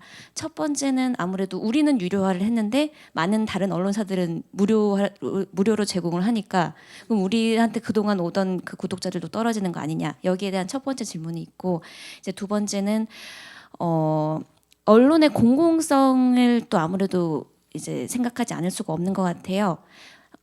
이 양질의 콘텐츠도 누구나에게 언론 이제 기자라면 제공을 해야 되는데 만약에 이제 구독을 하지 않으면 그거를 어떤 사람들은 받지 못하니까요. 거기에 대해서는 어떻게 생각하시는지 궁금합니다. 죄송합니다. 질문하고 죄송하다고 그렇게 말씀하시네요. Yeah, those are great questions. Thank you. Very thoughtful questions. On the first one about time, I totally agree. These things take time to unfold. I think what we need to set are benchmarks along the way for progress. So if you are the New York Times, I'll give you an example. The New York Times is creating a new product area around parenting. I don't know how many people in the room are parents, but if I'm a parent, relatively new parent, and I'm always interested in learning more about parenting. So it's an area that speaks to me. And what they're trying to figure out is what are the right formats of the product. Is it they already have a newsletter? Should they have a podcast? Should they have books? Should they have some TV product? Should they have some sort of interactive content? What should the pricing be? There's a lot of questions they don't know. They don't know the answers to yet. But they're experimenting, and that experiment will not be done in 3 months. It will not be done in 6 months. It may not even be done within a year. But within a year, they'll have some traction. So they'll have 100,000 subscribers to the newsletter, or they'll have 100,000 downloads of the initial podcast episodes, or they'll have sold some number of initial e-commerce product that they're developing. So they'll have some initial traction, or they won't. So with New York Times en Español, they actually gave that 3 years. So they actually gave it a lot of, because they weren't sure, they had some traction but not a lot, and they were seeing, is it going up or is it basically static? And so it was basically static and declining slightly, and so they just killed it. So I think in some cases you need a long runway of a couple of years. I think in general you need at least a year if it's a typical product cycle. In some cases you get a positive result very quickly.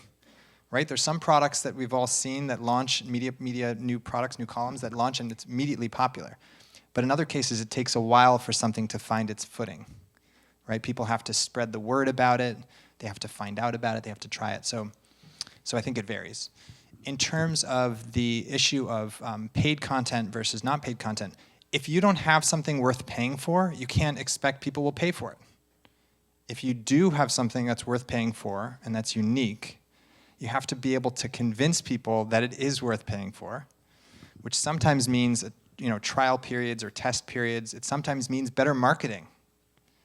One of the things that I've seen around the world this past year is more effective marketing from news organizations about what they do.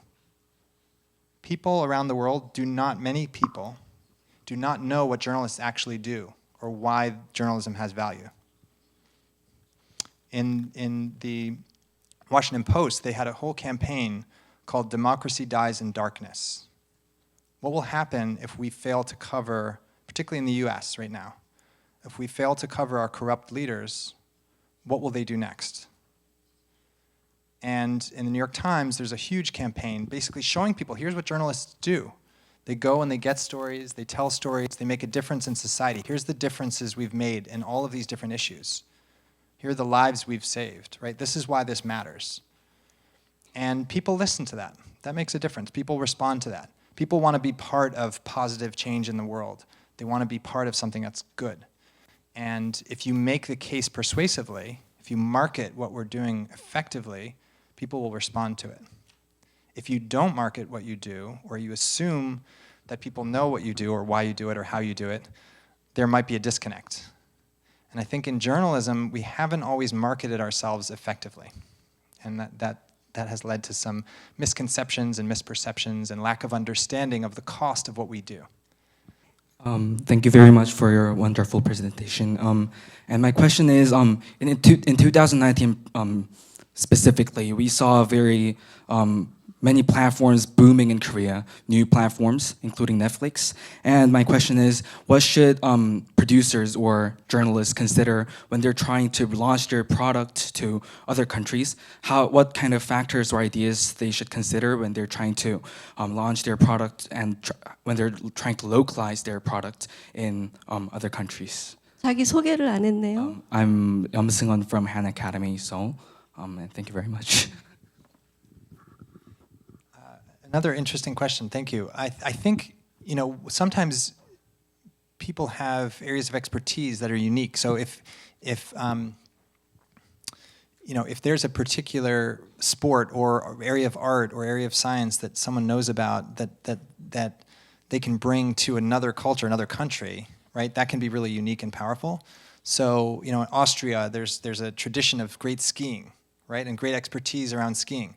So if they're launching a product related to skiing, if an Austrian news organization is launching a product, an international product focused on skiing, whether it's a podcast, a newsletter, a microsite, whatever it is, a video series, I think what they need to understand is how, what are the kinds of questions and criteria, product criteria that people are using in whatever country they're targeting, right? So basically understanding local customers is the short answer to it. And the more you know about what the local customers do and how they behave, the more likely you are to succeed. A lot of US companies, and I'm sure many of you have seen this, have come to various, whether it's Walmart going into various countries, various other US companies have tried to go abroad without having that local knowledge and expertise, and they've failed in many cases because they try to introduce the same product they have in the US and it doesn't work. So I think local understanding is really helpful. And that's really crucial too. But I think there's a lot of opportunity. There's a lot of things that, areas of expertise that's, as I said earlier, span international boundaries. So I think there's a lot of opportunities for launching products in other countries.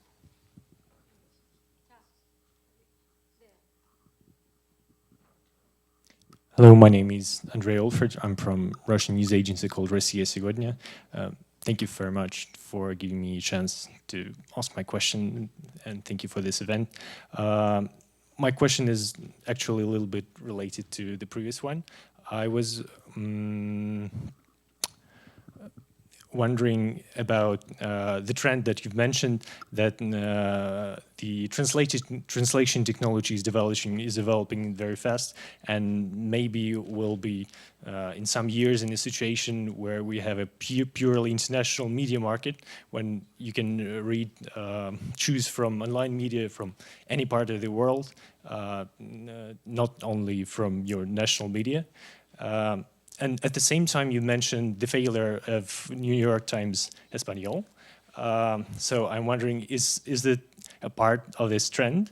And at the same time, we still have some media organizations that operate in multi-language environment, like Huffington Post or BBC, that also have Korean versions. So do you believe having your edition multi-languages is an advantage or disadvantage currently? And do we have to plan our new media products to be aimed for the global market using only one language? Thank you so much.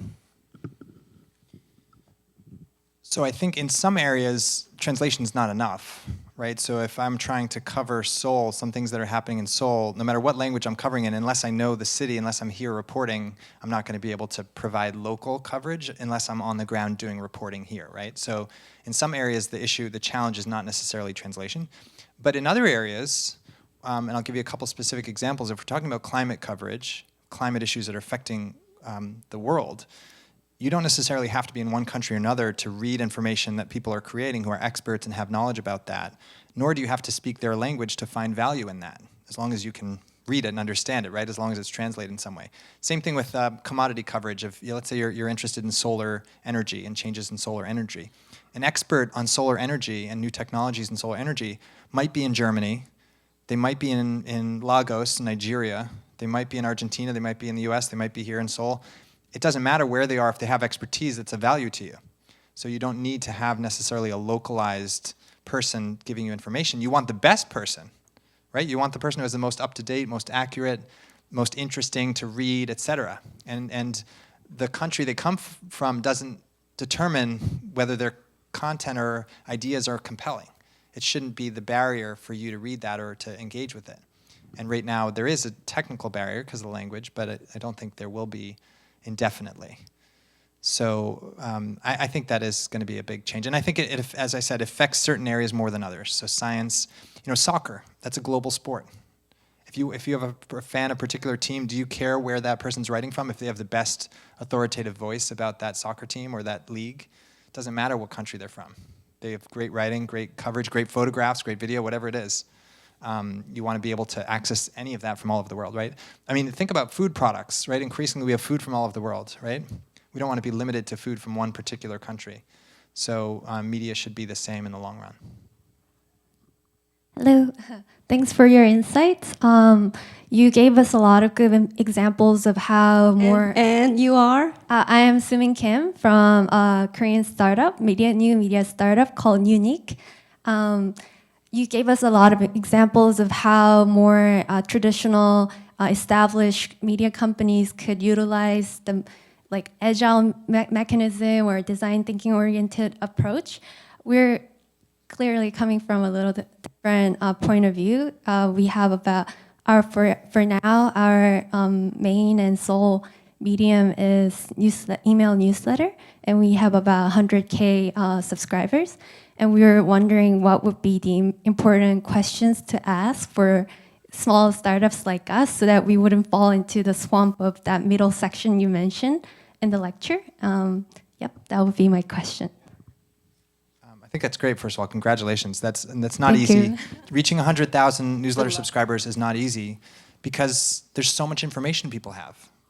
Right? People don't wake up and today, I'm sure if I were to ask this question, like how many of you woke up saying, I need more information, I don't have enough sources of information, I don't have enough email, right? I don't have enough social media, right? We all have a lot already, so it's hard to get people to subscribe to something new. So 100,000 is a good accomplishment, congratulations.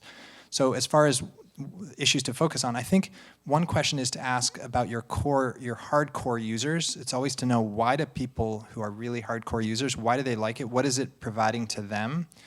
So that you know two things. One, what can you do more of? And what can you use to appeal to a broader range and find new people? So understanding your users and why they use it and what they really, really value about it, and maybe what they don't like about it as much as well. And then understanding people who don't use it, why they don't use it, and what they use instead. And if you start to understand those things, you start to see opportunities for growth and reaching new people. As far as long-term viability, I think one thing that people do often in startups is they aim too big. They think we need to be the next Facebook. We need to be the next Kakao. We want to have 1 billion users, and we want to have 10 million in recurring revenue by our second year. I think that often growth is a dangerous temptation. There's a great recent book by Paul Jarvis called something like Company of One. And it's about how small businesses that remain small can still be successful and viable. It may mean you may not be a $1 billion public company, but you don't need to be to have a successful, impactful business. And I think some businesses belong small. They can be impactful, they can do great work. You can have a nice life, have a nice salary, have a flexible work, etc. if you remain small. So I would say avoid the trap of trying to get big fast. A lot of people say you need to grow fast, you need to get more money, you need to take Series A investment.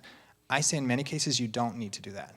You need to figure out what could make the product better, incrementally improve the product for your customers and for your future customers, and let the other things fall into place.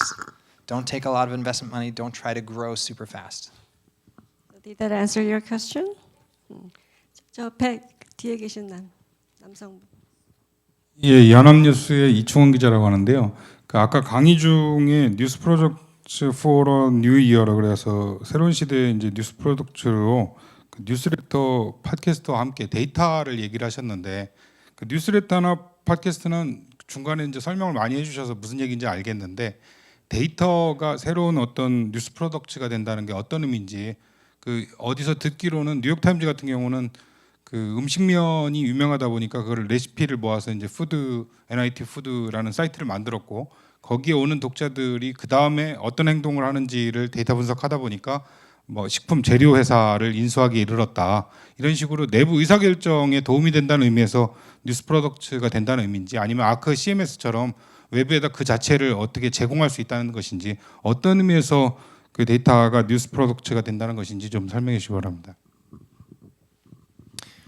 So I think one thing that we can think about in terms of journalism is creating services and not just thinking of our product as sort of content, right? So if we think that we're providing services to customers, that opens up new things we can do. For example, let's say the New York Times or Le Monde in Paris or The Guardian or any other international publication you want to think of wants to provide a new fitness sort of information service or business service. They can basically take the data you want to provide to them. Let's say I want to provide let's say I have an Apple Watch or a Samsung Watch and I have data about my personal running and my health and my fitness and what I eat. And the news organization, right, can provide me a customized recommended diet or recommended running plan or sports plan so that I basically benefit from the knowledge and insight of the news organization, which gives me insight into how to prepare for to run a marathon, for example. Or maybe they give me information that helps me manage my own portfolio, my business portfolio, or to prepare for new tax law changes based on data I provide to them about my own finances. So they basically provide services that are customized to me, the customer, with data that they provide to me or share with me. And I combine the data with the insight I have as the columnists, the analysis, the market knowledge, etc. So journalism organizations have a lot of insight and analysis and knowledge of different areas, and they can apply that in different ways. They can create individual articles, right, for a general public, but they can also potentially provide individualized services. And that could mean they provide customized recipes, it could mean they provide a running plan for you or a finance plan or anything else that's customized to you. And that's something that people pay for. They already pay a lot of startups for those kinds of services.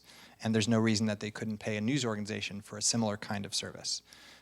Data can also be different things. It can also be providing data to businesses and companies, like ProPublica.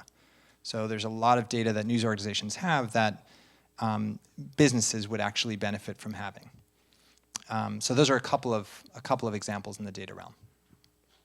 네, 안녕하세요. 저는 MBN의 선한빛 기자라고 합니다. 제가 종사하고 있는 곳은 이제 방송이라서 그 미국의 방송사에 대한 질문을 좀 드리고 싶은데요. 한국에서 보통 이제 대형 방송사들이 새로운 미디어에 대응하는 방식이 유튜브나 아니면 페이스북에서 읽기 또는 보기 좋게 콘텐츠를 올리거나 아니면 기존에 했던 방송물을 그대로 유튜브나 페이스북에 올리거나 하는 수준에 그치고 있거든요. 대부분이요. 근데 미국의 방송사들도 뉴 미디어에 대응하는 그 방식이 방금 제가 말씀드린 그런 한국의 방송사들의 대응 방식과 비슷한 모습을 보이는 수준인지 아니면 아까 강연 때도 이제 비즈니스 모델을 말씀하셨는데 사실 유튜브에 자사의 콘텐츠를 올리는 것만으로는 사실 그 광고료가 들어오는 게 거의 없기 때문에 수익은 나지 않는 모델입니다. 현재까지 한국에서는요.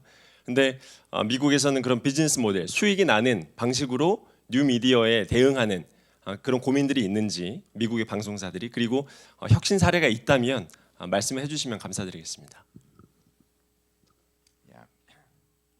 So I would say the TV industry in the US, I'm going to make a generalization, but the TV news industry I think has been less innovative than the newspaper industry, for example, in the US. And that's partly because the model is in some cases still working to some extent for local news providers because people don't have an alternative for their local TV news, and that behavior is still a common behavior. Even though it's starting to decline, it's not declining as much as newspaper consumption. So there hasn't been quite as much pressure on the TV industry, local TV news in particular, as there has been on the newspaper industry. Having said that, there is a common response, which is to use the social platforms like Facebook and YouTube in particular to upload content. So that's been one of the responses. Increasingly, there's collaboration across media forms, so the local newspaper will collaborate with the local TV station will collaborate with the local radio station to create a new podcast, for example, or a new newsletter. One thing that some organizations have done is building more community, so having in-person events. This is a trend across US media. I think people have recognized that we all spend so much of our lives like this, with a screen in front of our faces, and not with a person that we're talking to. And people are human, they crave human contact, human dialogue. They want to get out of their screen and see actual people. And so a lot of organizations have created community events, and they'll have journalists talk to other journalists, or they'll have people talk about issues, etc. And the TV folks are very good at that in many cases, because they're good presenters. And so that's been a kind of a thing to build a sense of community. Some news organizations are able to charge for events like that, but many at the local level are not using it as a monetization technique. They're using it as a community building technique. In some cases, there's some creativity around packaging deals for sponsors, so they will create digital packages online as well as on the TV, and then they'll mention them at an in-person event and things like that. There's a little bit of that going on. But I think we've yet to see a lot of it. I think there's a lot that's still to come. The nature of TV in the US is going to change significantly with the growth of the streaming platforms and OTT, et cetera. So I think that's another big area we'll see a lot of disruption in. But so far there has been a lot of stagnation. 예, 좋은 말씀 잘 들었습니다. 저는 그 중앙일보의 정재홍 기자입니다. 그 교수님이 지금 이 익사이팅 모먼트라고 하셨는데 사실 제 입장에서 동의하고 싶지만 저는 지금 한국 언론 상황은 디프레스드 모먼트라고 생각을 하고요. 지금 저희 한국 언론 시장을 보면 네이버라든지 이런 포털이 그 시장을 장악하고 있고 그 광고 수익의 상당 부분을 그쪽에서 가져가고 언론사들은 거기서 거의 얻는 게 없는 그런 구조로 돼 있습니다. 그런데 이제 그 디지털 시대가 도래하면서 한국 언론들도 디지털의 그 시대에 맞추기 위해서 여러 가지 그 시도를 하고 있습니다. 근데 이게 광고 수익은 줄어들고 구독자는 떨어지는 가운데 이게 수익이 지금 줄어들는 그 과정에서 그 디지털 시도들을 하고 있기 때문에 그 저희가 이제 예전에는 신문만 만들면 됐지만 지금 디지털도 같이 해야 되는 그 수익 구조가 더 이제 그 신문에 전념하기 어려운, 그래서 신문의 그 품질이 좀 떨어지는 게 아니냐 이런 우려들이 나오고 있는 상황이거든요. 지금 그 뉴욕타임스 예를 말씀하셨는데 뉴욕타임스 같은 경우에는 그 영어 매체고 그리고 뭐 세계적인 매체이기 때문에 그 들어오는 레비뉴도 굉장히 많을 것 같고 거기서 일부를 이제 이렇게 그런 디지털에 투자해도 큰 부담이 없을 것 같지만 저희 같은 경우에는 그렇게 했을 때 실제로 이제 신문에도 그 타격이 있을 것 같거든요. 신문 제작에. 왜냐하면 인력이라든지 자원을 그 디지털 쪽에 투자를 하면 당연히 그 신문에 로스가 있습니다. 그래서 이런 그 한국 신문 시장이 굉장히 제가 신문사에 있어서 그런데 하여튼 신문을 포함해서 언론사들이 굉장히 어려운 환경이어서 이게 정말 저 앞에 저렇게 가면 우리는 이제 터널을 뚫고 밝은 내일을 맞이할 수 있다. 그러면 저희는 그렇게 뭐 하는 것도 오케이. 그렇지만은 지금 앞이 안 보이는 상황에서 이게 추세니까 가야 된다. 그리고 그 신문 제작에 있어서 약간의 손실은 무릅써야 된다. 이렇게 한다면 그게 참 신문사 기자로서는 굉장히 힘든 상황인데 교수님 같은 경우에 이런 거에 대해서 어떻게 생각하십니까? Yeah. So disruption is really hard, right? Look at any industry that's been disrupted. Right, when the horse and buggy industry was disrupted, it was very hard for car companies to emerge from that. A lot of them failed. A lot of them failed to see it coming, and so they started preparing late. If you look at Scandinavian media companies like Schibsted and Mitt Media in Sweden, various others, they've been preparing for decades, and they've been working on being prepared for this moment, and they've done things to prepare for that, and that's served them really well. And they were very forward-looking, more, I would argue, than even the ones in the US.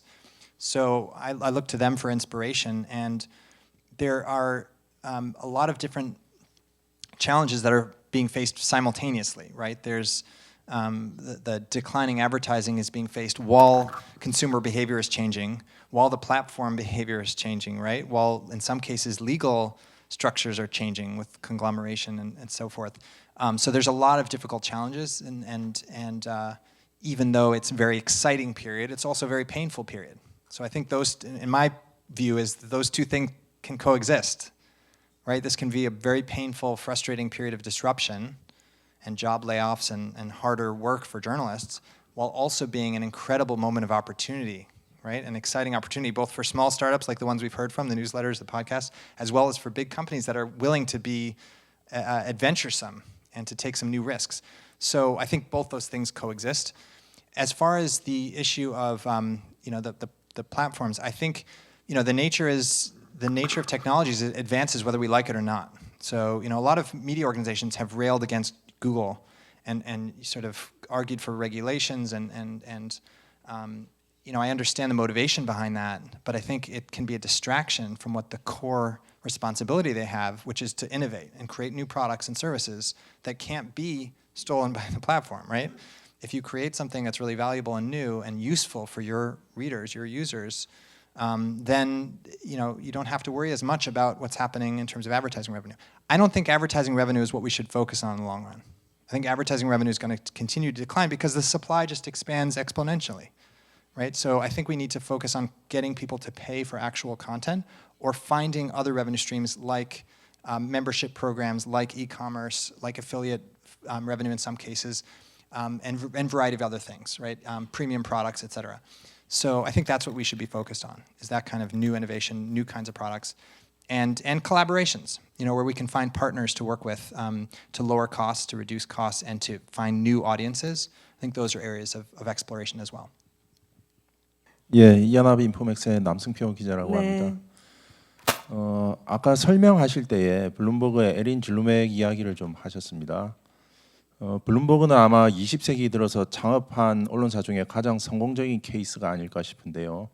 그런 대단한 성공을 거뒀던 블룸버그가 뉴스 프로덕트 매니저라는 새로운 직책을 만들면서 어떤 변화를 시도한 배경이 무엇이었는지 그 부분에 대해서, 왜냐하면 어떤 과거의 성공은 새로운 혁신으로 나가는 데 있어서 가장 큰 장애가 되곤 하는데, 가장 큰 성공의 경험을 가지고 있는 회사가 그런 새로운 시도를 했던 배경이 무엇이었는지 그걸 좀 듣고 싶습니다.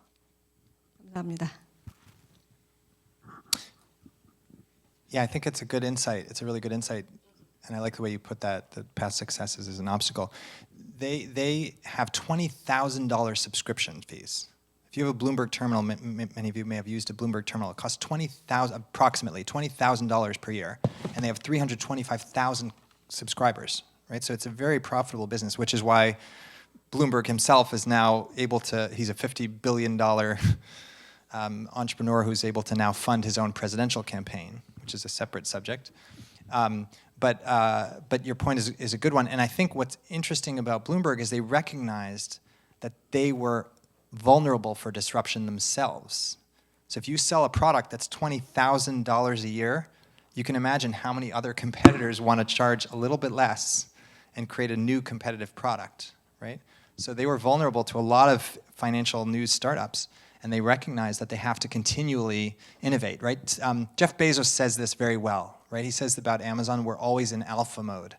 We're continually operating like a startup, even though they're a giant, huge mega corporation at this point, right? And it's not just words, right? And the evidence of that is constant product releases, constant new product experimentations, right? Including a microwave that has Alexa in it, right? Which some strange ideas, and some of them that fail miserably, right? They tried a phone that was a miserable failure called a Fire phone. But the point is that they realize they have to constantly change and disrupt themselves. And I think a lot of news organizations, if we're really honest about this and look back through media history, we'll see that a lot of news organizations in the later part of the 20th century, big news organizations in particular, had big profit margins and didn't invest in R&D enough, and sort of basically were a little bit lazy and didn't innovate enough, to put it bluntly. And I think now we're paying the price for some of that, because the industry has changed so quickly and we weren't really ready for it. But now, fortunately, the good part of the story is that now people have woken up. So now no one's confused about what's happening, right? Everyone knows what's happening. They're not all sure what to do next, but no one is sleeping now. Everyone's awake. Everyone's trying to fight to figure out what to do next. And they're hiring people like Erin and many others to create these new products. And like many of the people in this room, they'll be the ones creating that innovation and creating new products. And those business models will emerge. We have to remember that we're still at the very beginning of this era. This is still very new. So we have a long, long way to go. This is a marathon, not a sprint. So there's going to be a lot of challenges and confusion and disruption in the beginning, but we will figure our way through it. It's a constant alpha mode. 멈추면 후퇴하는 것이다. 이런 말씀인 것 같습니다. 네, 지금까지 저널리즘 혁신, 또 혁신 저널리즘 이야기를 해봤습니다. 너무 좋은 말씀을 많이 들었고요. 좀 감사드립니다. 그 저널리즘, 혁신 저널리즘은 이렇게 하루아침에 되는 것이 아니라 제가 배운 것이 있다면 상상력과 또 문제를 해결하려는 의지와 또 끊임없는 도전, 시행착오, 이 끝에 incrementally, gradually, 나중에 단계적으로 주어지는 것이다. 이렇게 말씀을 하신 게 제가 기억에 남습니다. 그리고 혁신은 사람들 사이에 대화와 토론을 통해서 나온다. 어디서? 답이 없어요. 어디요? 술집이요. 아니면 카페든지. 그래서 혁신을 하시고 싶은 분은 당장 친한 분들과 지금 가까운 맥주 가게라도 가셔서 말씀을 나눠보시면 좋을 것 같습니다. I think we're about to conclude here. And would you say a last words to our audience for excellent questions? It was great questions, actually, right? Sure. Yeah. One thing I would say is I have an open door, so any of you who visit New York, you want to visit the City University, you should feel free to come by. I mean that. You can visit the classes, you can say hello, and I'd love to chat. And if you're not coming to New York, you can send me an email, jeremy@jeremycaplan.com. It was on the screen. And I answer every email that I get, so I'm happy to hear from you. If you have questions or you want to share something that you've done that's interesting, I'd love to learn from you as well. So I'd love to stay in touch and learn more about what you're doing and hear from you if you're interested in being in touch. And thank you again for spending the time and sharing your attention and being here tonight. And thank you again to the Samsung Press Foundation for hosting this event. I really appreciate the opportunity. 감사합니다. Thank you. And thank you for Thank you very much. sharing this with me.